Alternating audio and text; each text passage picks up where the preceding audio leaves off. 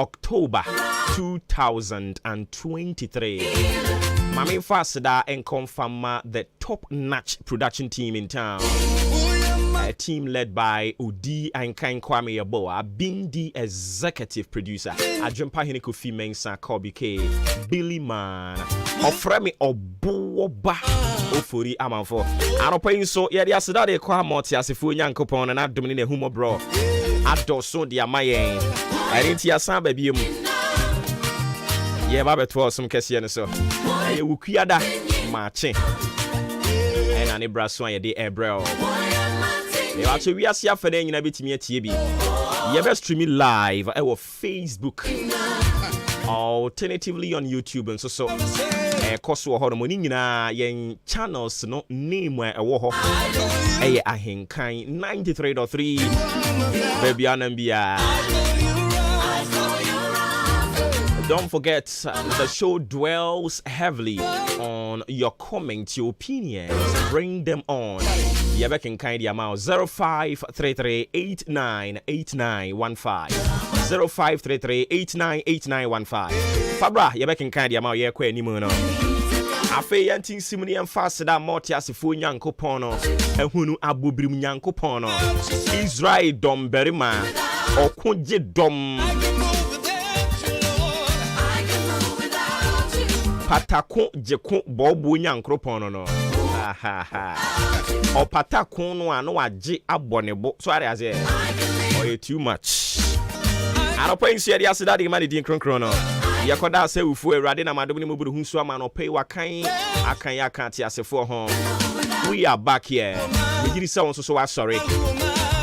Usiesie ho se obekọ wunwuma hodo so yen ahobrase mpaibọ ene ade srede ne se Israel don berima ne beka wo ho na ode wakọ wadwuma so okọ nso a oma osomra mfaso onwunu nwono onsan mo aboye nyina no ensan family dru yen ifie ahoduo mu na afei ye kai no na semo a okan ye ede kire yen ewo David nyom se na semo kwa mi awurade meka mo ho na me de mo akọ mo ba nso a masan aka mo ho de mo aba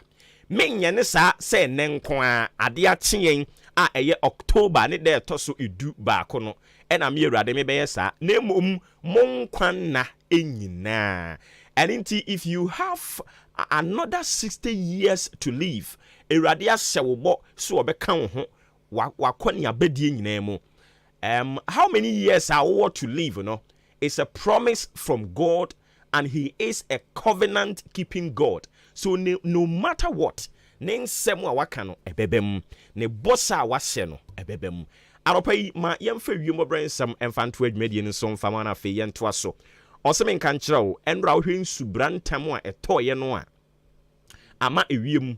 ebete ene. Nti wo kyerɛ sa no pai efri nonso birim ekwa no o kyerɛ sɛ ewiem bete kopim nondu ebrem no o kyerɛ sɛ ewiem ebete ene nti ana wahye ne nso e de ama me nemom efri prem tobre ho ekro no o kyerɛ sɛ poema ntem ya yahudu bie no ensuo no ebemunum na tie ebemunum na ento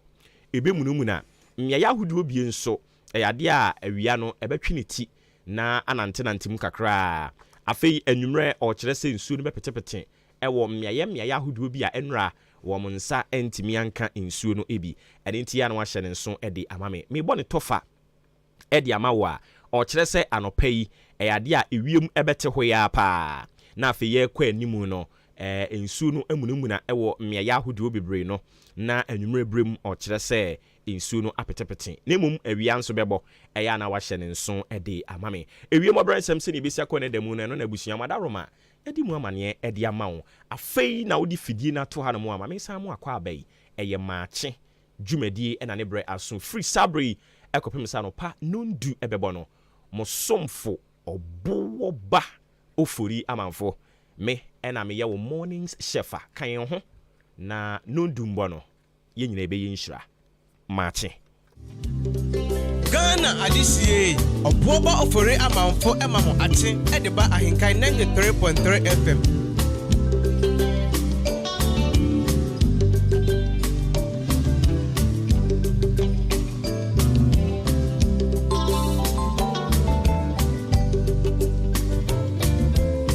Call me broken hearted, come to Jesus now. Come ye who hunger, come to Jesus now. Come ye brokenhearted, come to Jesus now. Ye who thirst after righteousness, come to Jesus now. He's the bread of life, the living water. Come to Jesus now. He's the bread of life, the living water. Come to Jesus now. Ready? Missy, Yesu ya ibade. Yesu yenkwa bodo. Ebacho ye say to asem na no ye de bre wo no so ye hyase adwoda no asem a ye ka eyitiawa. Ye say the Lord will bring you out. The Lord will bring you out. Mami no mompaye na fe yemra asem no so na ye nsua. Ansa na ye bebo mpaye no mami nka wo say ye quotation no ye yi edi a free Psalms 18. The book of Psalms 18 verse 18 through to 19 and a ye kenkan. And it's David nyom edu eti du nwotwe enyimu edu nwotwe ekopem edu enkono no ehono mo na asem no botaye nyina egina aminu mienu eba ababehwe aka ho asem yemompaye yemfa aseda ma awurade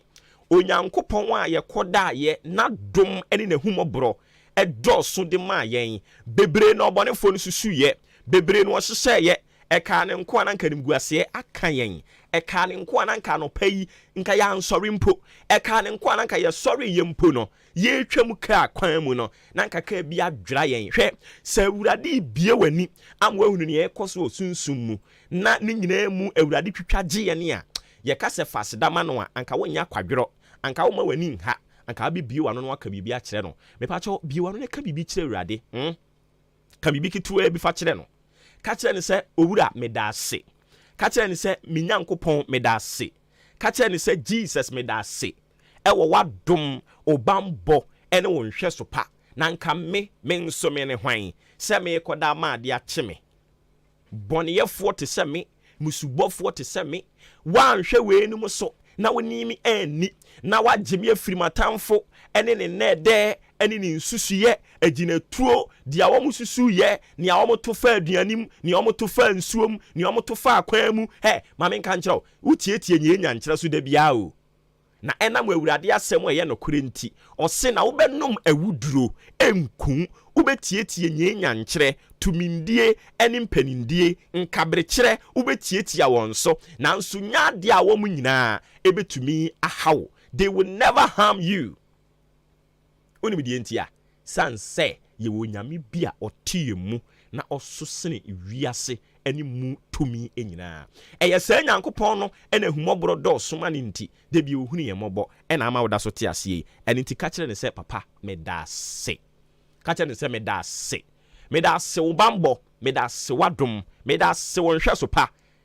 a wo de ahwe me nyame nko a meni mabusua na masefo obi biara asem tono a atome nya odidi ma bibidie dia me nso medidi ma ne bidi sa asem tono atome nya odidi ma bibidi sa asem tono atome nya me ne tifie sa asem tono atome nya me ne kwasore sa asem tono atome nya me ne eya adwuma me ne wa adwuma mu sa asem tono atome nya me ne wo kurom sa asem tono atome waboye nyina ho ban na se wa ama ye nyina ho amasem a yesi asedan kan odin afi yinwie ye papa ti hai yesi jade akari nyina hye nsa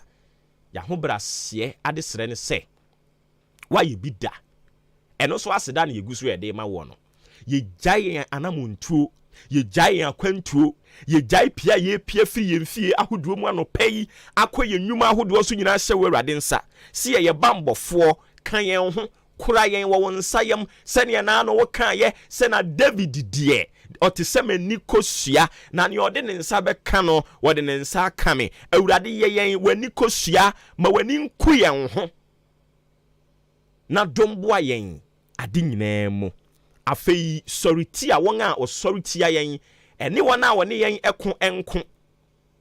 na afei ma wadom no soma yen ma dansidie mu soma yen yakobie yesotoyi ye twe atofo ba ye bie yen sotoyi ye twe atofo ba ma wo han ento ya dwuma so ema nipa nhunu ne pa ewe ye mu na ye mfa so ase danni yenim se waye eni nti ye beda wase wo kyena yenim se waye eni nti donhwiri mu ye beda wase ewo wu Jesus Christ udin mu amen awurade be ye obambofo awurade me se obeye obambofo na obeti nanimu akyere wo wanimu hu ase da he wo mo hyehye awurade betu jatom wo mo de yare peso mo de be ye bibia nim guasie bi ebe count on awurade betu jatom ade bia wo mo transe apam awurade betu jatom na wo ohu befi ohu besan na dansidie be ye wo de ya ewo Jesus Christ dinemu amen afa asemo e de nam no ye ba so efiri na no Jordan na menu mienu ye hyase ane ye ka ho asem etietia ye se awurade obeyi yen apue anopa etie me se dan ye nyina ye nka mbom awurade obeyi yen apue de ye nam mu bia aye bibi huhu na etete yen no awurade obeyi yen apue wa yare bi aka wato fom hwe se wa yare da ye ka yare asem a you'll understand the language se wo yare ena no na maame ne de to nwom se yare ye ya se dwuma ba na se wo yare a wo be na ye bo mpa ya urade makwamie se urade makwan na bie akwantuo punu bie adwuma punu bie aware punu bie sika punu bie na se wo yade a anije ne wo he aninti yare de odofo da bia wo bompa ya asra urade se oma yare a ebeka wato ho na gu animu ase ento anopa ya urade obeyi wa pie wate nia wona mu bia eya kwa usu abu ama adwendwen ti ukoda ukete so a saa bra wosenke ye deda na ye de home na ye san enya ahoden foforo e de beto adwuma so no enam ne awonam mu nti untumi na ukoda kete so abadwendwen saa anopa ye wo na nyankopon asoma me wo ho ti ha me de hye me se onyankopon asoma me wo ho boache papa asoma me wo ho no pai da donko ne papa se me nka nkire wo se obeyiw apue obeso wo nsa na watwe apue me se den obeye den obeso wo nsa na watwe apue erade be wapie na tie hai ena no David asem ane wo ka o se they prevented me in the day of my calamity wobetoa me mama ne hunu demu awurade betoa wo awurade me so wobetoa wo ewo ama ne hunu dem awurade beba he will come for you the Lord will come for you he will come and rescue you na eduru babia otuani a ento bia ni mu no that is where he will show that he has power and we believe in the efficacy and the potency of the power of God. So the power of God will come through for us. He will come and prevent us in the day of our calamity. The Lord will come through for you. He won't just come through for you, but he will come and prevent you. Obeba babejiu. Ewurade betwa wo adwuma ni mu. No onipa bia ode ani bone beba awurade ba be yiwa pie awurade betoa wo adwuma ni mu na enipa bia anadwo da suom wamko kanche yekototo nioma edigu ba bia wote no enam se awurade ba mu nti wo ba betwe wa pie na se ne omotena asehye senka ento no because of the power of God because you belong to the kingdom of God. And therefore, he cares about your protection, your safety. He will come through for you. And I know David Yasemo Kanye or say, Wabetwa me, mama ni hunu brim. Ona mama ni hunu muono. Ewurade betwa. He will come through for you. Or say, they prevented me in the day of my calamity. But the Lord was my stay. But the Lord was my stay. Wabɛtoa me mama ne hunu dem. Na Awurade bɛyɛ me akyiritaafo. Obɛtoa me ama ne hunu dem. Wa mɛtoa me saa kɛkɛ. Obɛyɛ me akyiritaafo. The Lord was my stay. Wachitaafo ne hwan? Ɔne Awurade. Mesɛdɛn? Wachitaafo bɛyɛ Awurade. We have some people, I think 2 days ago, me posti say it will shock you, it will surprise you, it will baffle you. Say onipa de bia we defending no. When it gets to you, wasenka wonon so to me yin yam defend o na okai say wabra me na mamaniem, wabra me na mo haw mu, wabra me nya sika ntoduane ni, wabra na nipa gumani mu ase, wabra nipa nyina yi me maye no. I got one person throughout all the situations, when you me ama ojina machi ye machi tie for, and think at this time there, and I am calling upon them. This time there, and me expect woman say they will also come and show that niamoya wahani ni so. But any part deseni ube yiwama. Oh ma. Ono di enka debia me dase. And then on family and nana sieno. A one no yaka.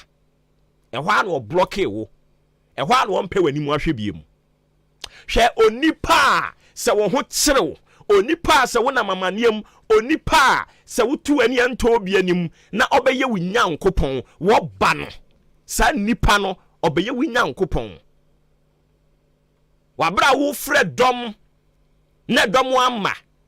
Na ba koti asese media mebano. That person has become your stay. Uchi tie for. Inti mfani ni agro. No abe yu nyankopon. Inti wase. Omo ye de ombe tumi bia. Senka ombe gu mani mu ase. Omo ye de ombe tumi bia. Senka ware no ombe managu. Omo ye de ombe tumi bia. Senka adwuma ni be firi mensa. Omo ye de ombe tumi bia. Senka adwuma ni be gu. Omo ye de ombe tumi bia. Senka nim gu ase beba. Nanso Awurade beye michi taifo anopa yi Awurade beyi wapie sanse oba beye uchi taifo Awurade ye uchi taifo eni nti obeyi wapie wate Awurade ye uchi taifo eni nti whatever evil schemes obonefo no atena ase na wahye e de afa wo ho no Awurade beyi wapue ubenum awuduro Awurade beyi wapue wanimu ombe so wanimu begu ase Awurade beyi wapue wombe omadwene so mo beto nyoma bi dia bekansa ne kwan mu Awurade obeyi wapue David yasem o kan ye ne se obetoa me mama ne hunu demu na Awurade beye mi chiri taifo anopa yi Awurade nya wuchi taifo na wenyi wumpie Awurade nya wuchi taifo na wonka bi ma wabrabom Awurade nya wuchi taifo hwe tie hon konkron dai niema bi adi ose ye de asem bi atu obi so ama me no wo kasa yi ye de na court asem we de ato no so onim ho hwe o hon konkron na wada na DCC ya se ye de obi ekogina court e wa asem a onim ho hwe but ya said that pompam ne sekabani street ene de ahye no ene ne na aye pepepe oyi ne ho anu enye yi nti ene okọ ho court anopa yi wa sa asem na to me se Awurade beyi wapie hwe Awurade beye uti taifo ye de obi kọ court ene because of say ye gina saase afiri ne nsem ene wo se won tie ase wonu omo betwe ena ye pese ye fa kwan bia so gifiri ne nsem anopa yi Awurade obeye uti taifo na obeyi wapie Awurade beye uti taifo na obeyi wapie hon konkra da na die yi na je se Awurade yakasa no why ye de wo court na ye ko tinchim wonsa agi bibia firi wonsam onimu pa se saa de no opeso agi firi wonsam asase no adwapade no efie no onimu pa se nyane dia onimu se ya wo dia but I na dwene se wini kama for but anopai I have come to tell you that the Lord will come and prevent you from all the things that they have against you. Awurade be you apie. Awurade be you titafo e wo court ho. Mesi judge ni bebu asem bia ono ankasa kwotena ase obeka se ede ne baaye e na me kra me so sa asemi so ewurade besa te ahoyira de agu ne so because uye nyame ba ewurade be yiwa pie me dofo court no fa akukuduro ko na ewurade adai na die yi na chese wo ba be yiwa pie no obehye wanuonyam memo obi anhunahuna wo fa akukuduro ko court ho bompaye ka kire ewurade se na sem se na oba be ye mikitaifo anase obetoa me ewo mama ne hunu brem ebra ye de me court ebra ye de asem atome so me yi me ho anu enye yie no ewurade ba be ye wutitaifo wate obetoa wo ama ne hunu brem na oba be ye wutitaifo na we yiwapue the Lord will bring you out ewurade ntina ni mu nkyira wo na adom na osomfa ma wo onka wo ho na onhu mobo na onyi wo mpie tibia bia onammu na ye de so aseda de mani din kronkron ofra me obuwo ba ofori amanfo anopa yin so ha ne de ne ni si na ya sire nyampa se onkoso a na onye ye mboafo yakonya badie nyina mu oye genya nkopon oye obenya nkopon oye honhon kronkron nya nkopon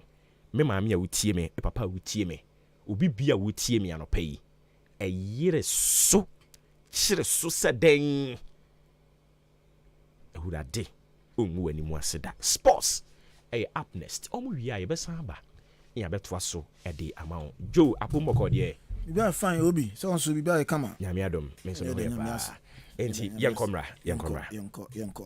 ena no pay adeshimamba Ghana mamba yema munyina kwa abasonuku biwe Embra Ahenkan 93.3 so ya tenase ya gudie mu nsem ena yedi Asia wi midin ade Yoshua kwabena ejenim obeti Yusuf agi enso enka memfa sida ema Festus Enterprise o ma yemfiefie mu enso aide o ma bushafo na ani akafie o ma mema weekends draw yenso ya tenafe na fe various European leagues na fe Ghana league no nya bi enso ahwem bibia enso akoye edi amayen o my wives na fe girlfriends mo so no na fe enso enjoy na bibia enso ekoye afe nkwala no ya dia na watwuni edru a nya de obia epia ko babia obia enso na fe ahwe cartoon shi na bibia enso etimi akoye ni nya ne se Festus Enterprise aba o de ne decoders no de aba decoder ne se open multi TV de se open DSTV se open Star Times Canal Plus ana se AD Plus combo ni bidie Remember our Festus Enterprise akachi na fe yemboa na bibia nso enkoye emfa emma ebia nso a TV na opato ene ye the Hisense aba ye the Asando enso aba LG Samsung nyina no nyina ne ebi aba TV brand bia bidie udo ni chiom our Festus Enterprise abonya bi ni wato na bibia nso akokama afa TV 1 month ebi ho Samsung decoder stands enso no ye di bi enso aba afa remote control ebi aba ebia TV na se decoder da ne remote na asai anase ayira o de bedan ya ebehwe na afia ma obi no ato na bibia nso akoye edi amount office bi na ubie adwuma ko bi na ubie anase ankrankran uofie obese odi AC enso ebo office ebo dem a kopiem of Festus Enterprise AC die ye de horsepower na eto anu ntino AC horsepower bia bi obunya bi enso ato of Festus Enterprise na bibia nso akokama edi amount ye sanso abambe install ne kama ma fe bibia nso akoye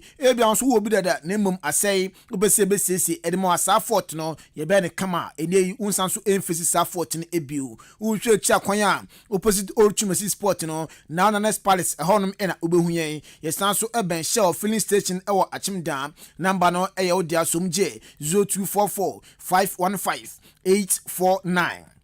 0244 515 849 and 0269 305 785 0269 305 785 na one Festus Enterprise enso edi enkomo na bibia akofan edi amount Bloom's Bookshop and Trading Enterprise yaba no so de na yaba edi ama wofo yaba de man kola afiance no mu eko school ne nkola omu ewo school dada ntende ni se oye wofo na oba no oba be school ase anase ne owo school dada or primary or JHS anase SHS na ope eye ni books enso atodema ne die kopiem Bloom's Bookshop and Trading Enterprise na yemma binato na bibianso enko kama emfa ema ebia size book na opato rulers na opato and I say a mathematical set pens, pencils, sharpeners, crayon, postal colors, clear back, collection fluid, office pins, cardboard, formica board, eraser, graph book, ni nyina na opedia, kopiem Bloom's Bookshop and Trading Enterprise. Na yemo bia ni bonus wo form na to na bibia so ekoye emfa emam. Nim say sia de sikape ho aidin, into kotwa de so bia nese ne bon moderator, obetima to na sika ne ebi nso aka na bibia nso akofan. E dem Bloom's Bookshop de oba ye no ma no, ye turn wholesale price na de amount, enu ntini bo form say afi offices. Mamo ya printing business na fe school fo nyina no momfa ne no mo printing ho nyama nyina enko down me na fa mo mamo bi na mo nton bibia enko kama emfa emamo achim odan opposite aya Ghana Commercial Bank car park no honum ina obehu Bloom's Bookshop and Trading Enterprise abai ya wodia somje 0244 293 632 0244 293 632 and 0203 083 731 0203 083 731 na oni Bloom's Bookshop and Trading Enterprise enso edi enkomana bibia akofan edi amount beni to maulin na afe Raymond Asheteurat e produce show no Yanshan Samana send down pay emfa emo yansha se enso emfefiji fa so ye ne ho ona sa report phone mo eba ene sa na no da enche ena abatwe enso ekotodwa e tamale ene ne patim na ensama phone mo eba se sia esko no so ena ayiri yi pa efise okopima ye RF4 mpinfo na se RF4 mo de dada no no awya makumaku edu na edu no esemienu enso ekogina esko no so no koboa na feniama na ekoye de mo na no ana se okopima esia se kwapa ena akọbọ ani ho we amekọ we nso onso se mekọ na eno ana pa ye fe no Kofi Manu Blue Boy eri nsem kaka de beja nda no pei osi Kofi Manu onim de ntia nkrofo ekotokwa ebisi abato na ya to no kura no ya de court enso ebebodi agu na onim de ntia hisia enipa makomaku edu no obia epeja ne sa me na samekọ entie ensem Kofi Manu Blue Boy ya de ja nda no pei Mimi when you work on Tokwana because I did not work here unconstitutional. Yes, very unconstitutional and it will be nullified. I'm saying this because let me draw your minds back. For just breach of the constitution of GJA. Yantua ama ayeboaf. One court are nullify. One be miam niaba agayeboa afari ni later obey president. Asida. The fact is what to abandon chire say when we even ayeboaf dey what happened. Breach here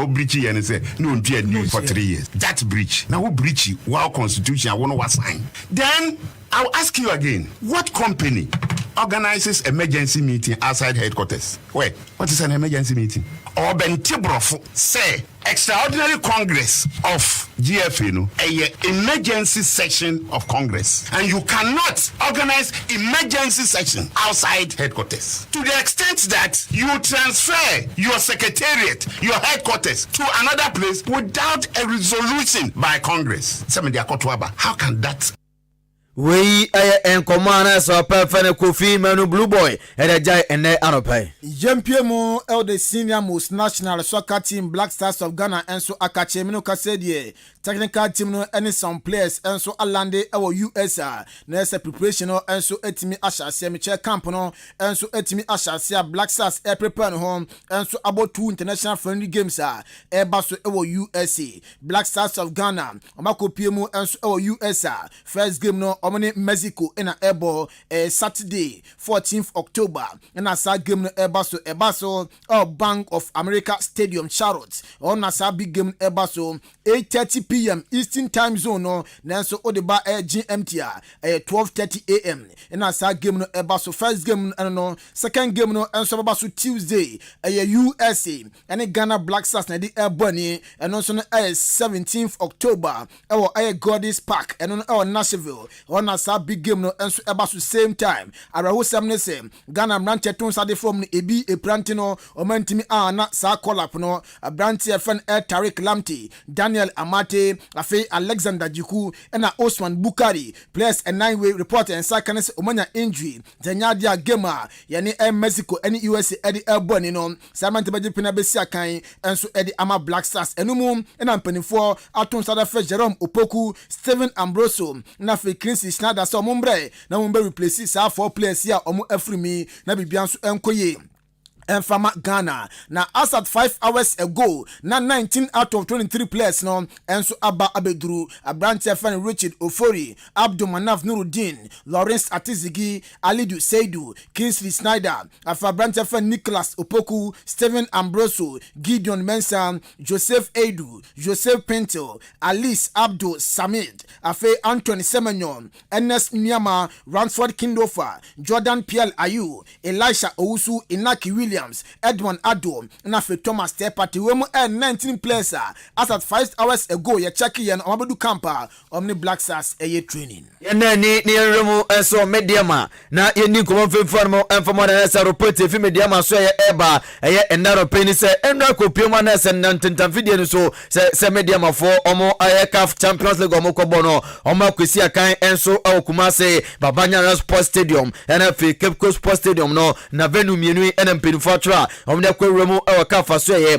enso report na betodwa omo se nya no kre na omo de TNA ena ekoye takwade omo guso omo si no eni nti omo twense CAF mpenfo enso ba be hwele so omo di tum dia na ese takwade no eho eno mesi akan na samo nya ntuma eni de omo ko jama si akan ewo Cape Coast anase Kumase Babanya Sports Stadium no so a eni nkoma banda no pa medimu nsem bi no de ejao Yegusu ejina Midiama Sporting Club bobo ko num se last season omo na Ghana Premier League no omo giye edition na so enintem omo kwan se CAF Champions League e ba so bibrem ha no omo ko jineme na afa omo konkodin omo bo 2 games na kopon de omo afofi omo team e qualify no ka said ye Midiama Sporting Club enso akopim the group stages na se bibia enso e ko fan e de mo last week na CAF for omo eya draw no omo ya draw omo CD Midiama enso group D one El Ali of Egypt afe CR Belouizdad omo so fi Algeria na afe Young Africans omo so fi Tanzania na CAF for omo ekogina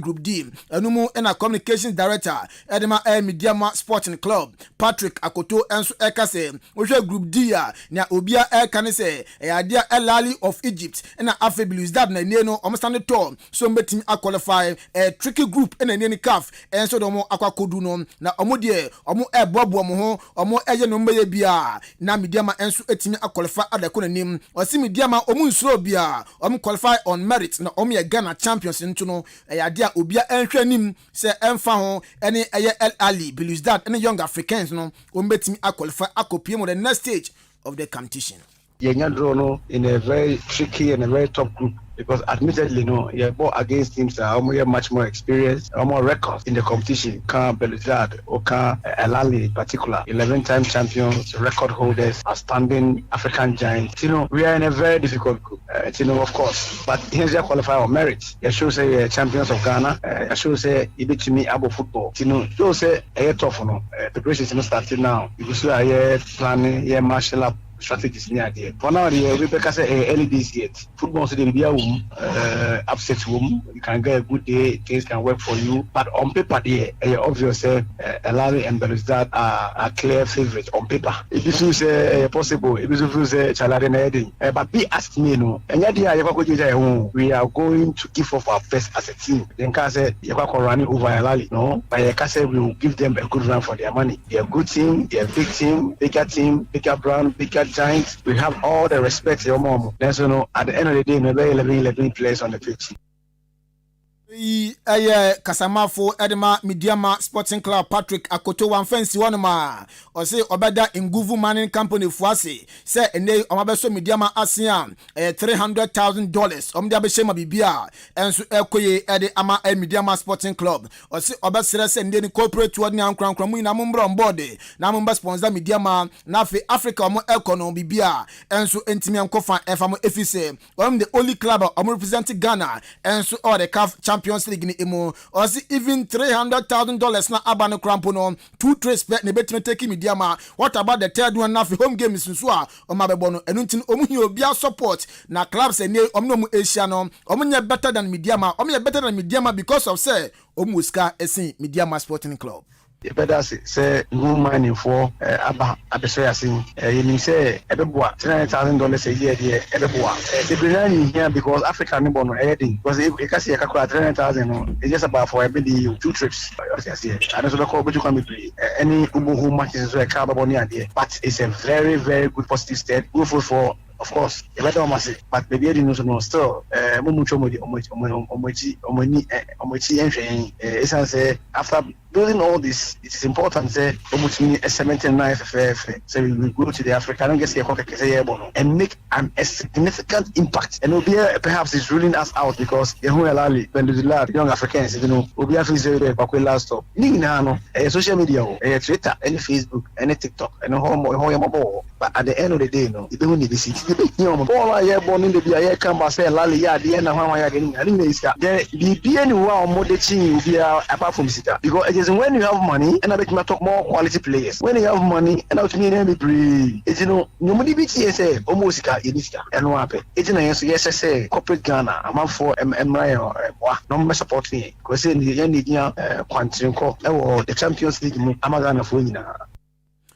Wei Kasamafo Edma Midiama Sporting Club Patrick Akoto. Yemremu Kumase Asante Koroko ni ngodi nkomanso mfemfano mo emfama enano pede akokoto kwa esi papa ono ene kasa enso edmo no eya perfect nana kwa medankwa odensem kakade aja na osiku pie Kumase Asante Koroko na fi last season ebe pim this season no enema enshada enkoyie enso emfom boku no ose last season amanya position papa na this season so na asanya 1 or 2 bi no enso enshada enkoyie emfam mo yente ensama papa ye fen nana kwa medankwa edeja ene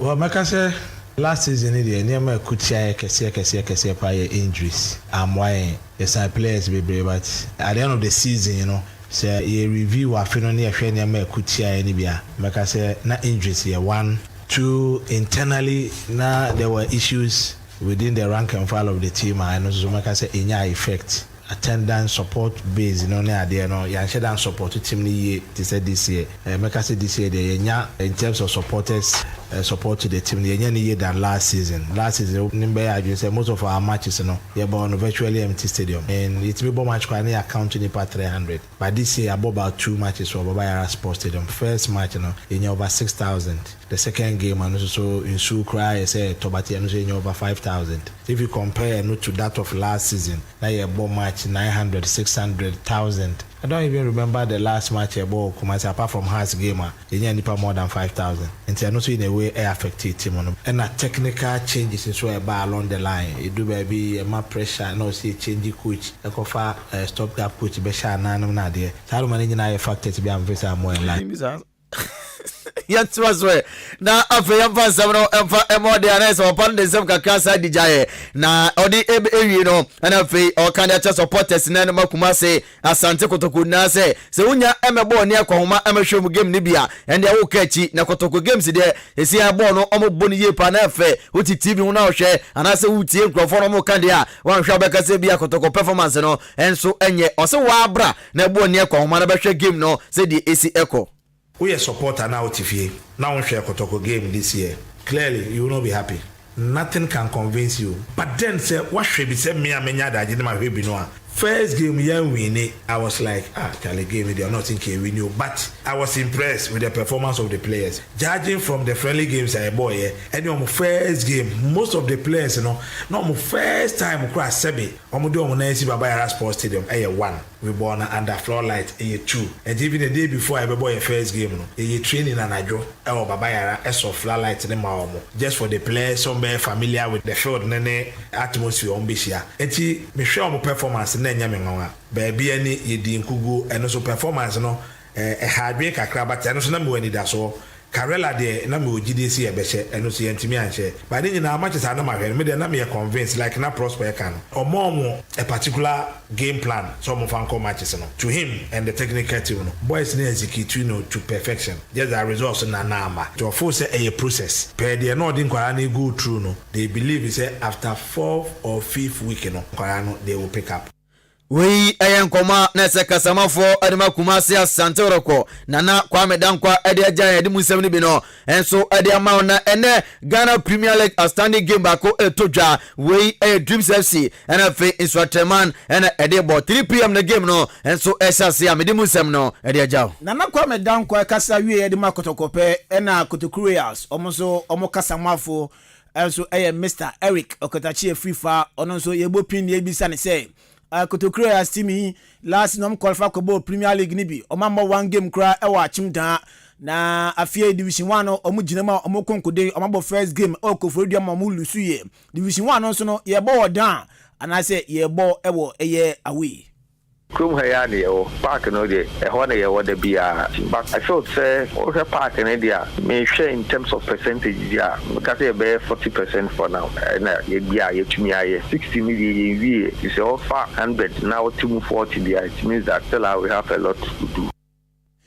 Inti we enso aye communication director Edma aye Achimda Kotoku Royals ne komo na watibi no na kotokwaso ye NSN channel pa fan series abu one kotokofo wi adwuma ye mane koye na beto dwa za kotokwa de ne ka reporter beto dwa NSN pande aba sesi ade one kotokofo wi ama 20 sikani na ede amano $9,000 oso akohwe na account mo koye no abeguma esen ho ende yi papa ye de mo enkomo no ede ajaw yankofo cross we na yankopiem Rafael Nadal akache papa 1 year nie onjunamu enso enkita racket embo tennis enso ewo Grand Slam biamu reporter yensa akane say US Open na ebason papa na announce say oba no abegyinamu abo na bibia nso akoye edi amano Chelsea asoye na reporter Vanessa Brandt fan Nicholas Jackson esina kan Edmund Chelsea bubuku na reporter eba enese ne man Senegal for etunsa de friend sembre na ko besi akan enso mfamomo na reporter Vanessa Brandt no wepra eniti okwa akwa eseji nya de a otumi akwakosi akan edema Senegal man no Leo Messi osi akan de ma Inter Miami ewo aye USA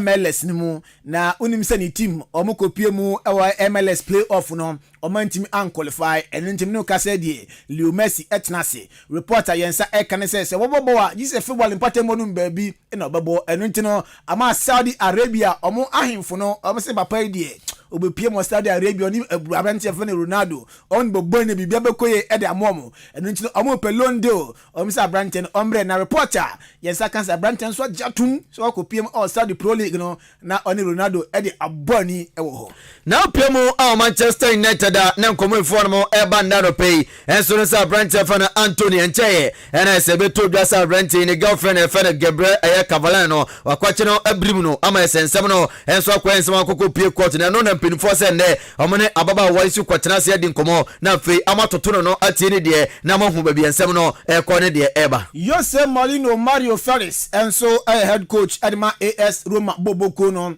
ne contract afeya na ode aba na wieye reporter ensa kan se papa ne se anhwa on tretremu enfama Boboko a ye fan AS Roma bio e so ko piem e wo Italy a na se anti Mourinho zim no edosu papa eno ntino Roma de oye no mo wi anisa Sevilla so a reporter beto dwa ene anopensine se nchenom coach amobo nasi tu epam no kwase de twemu ya ene se so Luis amobo nasi tu epam se ne modern bonde enshada enso ani enda beto dwa se former Uruguay for head coach papa efene Diego Alonso amabo din se omefa dwuma no nombo enfama Sevilla boboku no yeguso ewo coach winsensem ya mu na Napoli omo chairman din ede eye Aurelio Di Laurentiis na papa yi unimisa last season Napoli na je eye Scudetto no ediso mo na so na afie de results omu enya no enseda enkoyi under coach ye fa no Rudy Garcia papa ne se ohwe na fa we take decision awes papa no betimi atenase anaso ope coach fa be piemu o Napoli na be bia so akoye reporter yensa kan se omne former Chelsea coach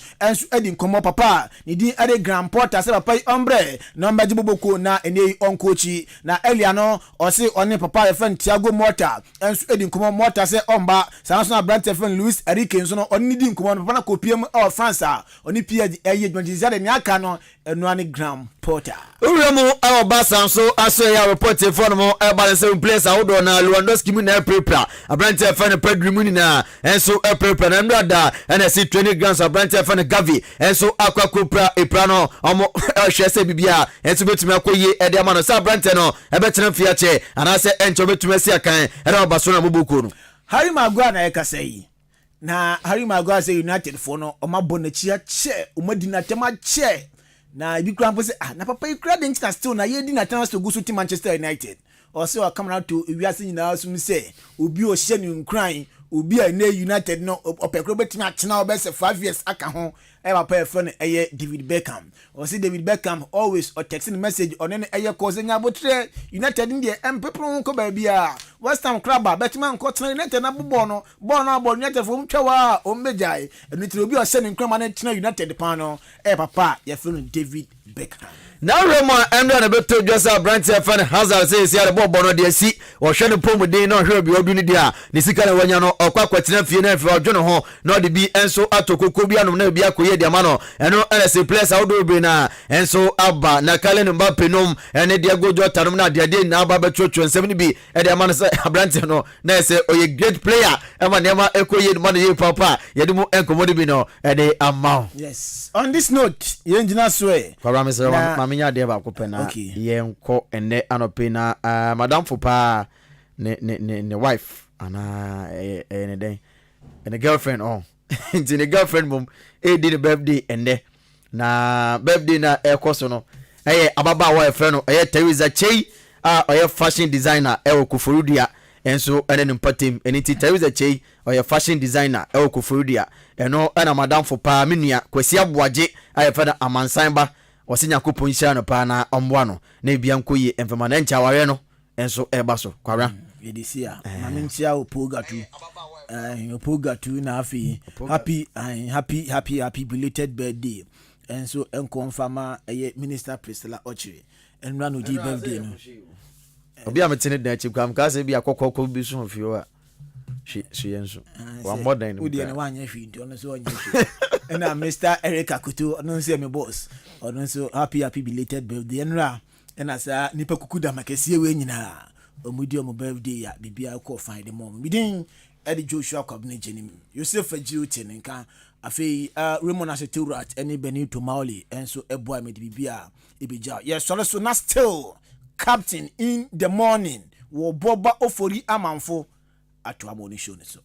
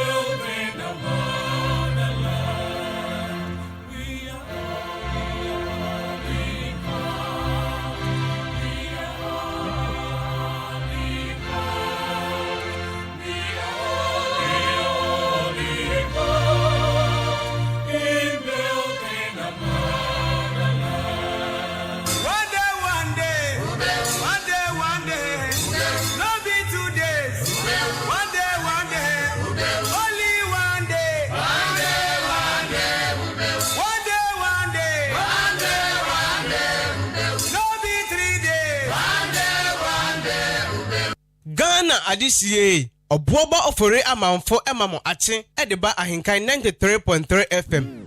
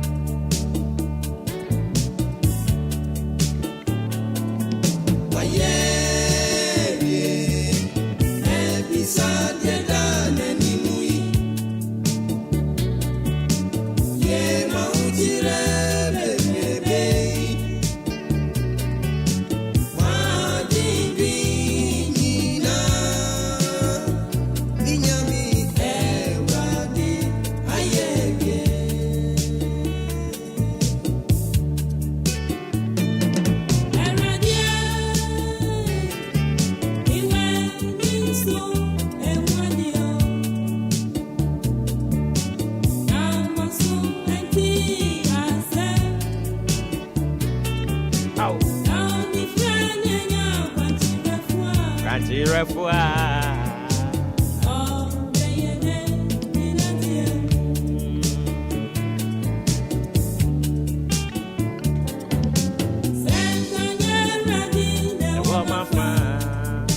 Oba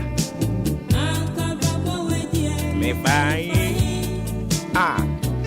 My first and confirm other sports team Joshua Kwabena Jenny Kofi Ejiri AJ Ben Mawili Edomase Omedi call into the